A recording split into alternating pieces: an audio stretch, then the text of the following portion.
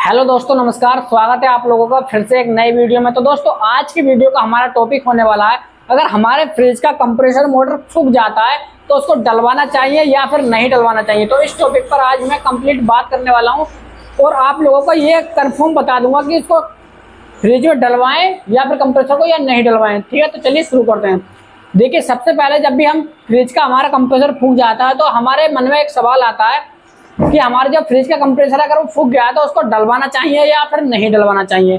हम काफी कंफ्यूज होते जाते हैं, तो आज मैं आप लोगों को क्लियर करवाने वाला हूँ उसको डलवाना चाहिए या फिर नहीं डलवाना चाहिए। तो चलिए शुरू करते हैं।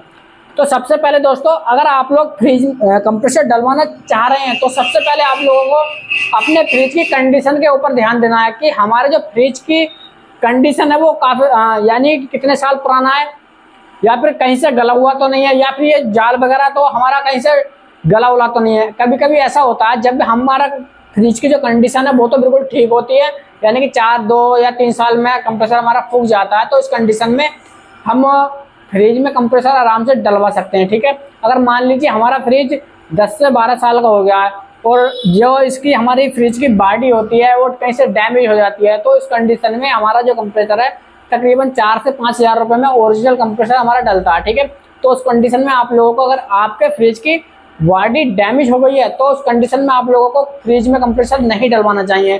क्योंकि डलवाना क्यों नहीं चाहिए, क्योंकि अगर हम मान लीजिए फ्रिज में कंप्रेसर डलवाते हैं तो फ्रिज में कंप्रेसर कोई भी मिस्त्री डाल जाएगा, पैसे ले जाएगा, कोई दिक्कत नहीं है, हाथ वाथ चला के दिखा देगा। यानी कि हाथ से चलेगा कितना, यानी तकरीबन 1 महीना 2 महीना या फिर 3 महीने चलेगा। क्यों?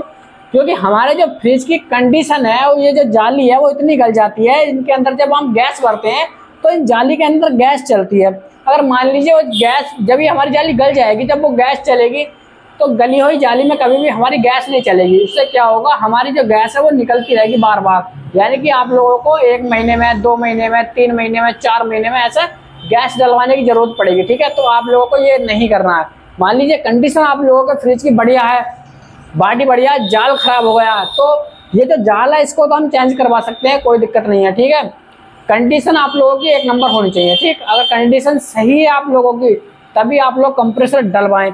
और आप लोगों को ये भी देखना है कि हमारा जो फ्रिज है वो कितने साल पुराना हो चुका है। अगर आप लोगों का जो फ्रिज है वो 6 से 7 साल पुराना हो चुका है तो इस कंडीशन में आप लोगों को कंप्रेसर डलवाने की जरूरत नहीं है।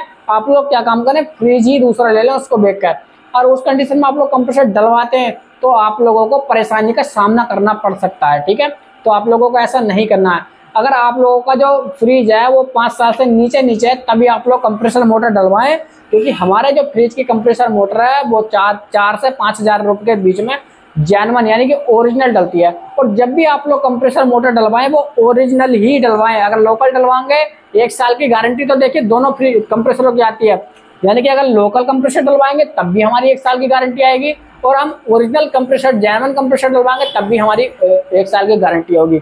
बस फर्क किस चीज का, पैसों का। ठीक है, यानी कि जो लोकल कंप्रेसर है वो सस्ता पड़ जाएगा और जो ओरिजिनल है वो थोड़ा सा 1-2 हज़ार रुपये महंगा पड़ेगा, मगर महंगा पड़ेगा, बाकी जेन्युइन चीज होगी और चलने में भी बहुत ही बेहतरीन होगा। ठीक है, तो मैं मानता हूँ, उम्मीद करता हूँ आप लोगों को वीडियो बहुत ही अच्छी तरीके से समझ में आ गई होगी। तो आज के लिए धन्यवाद।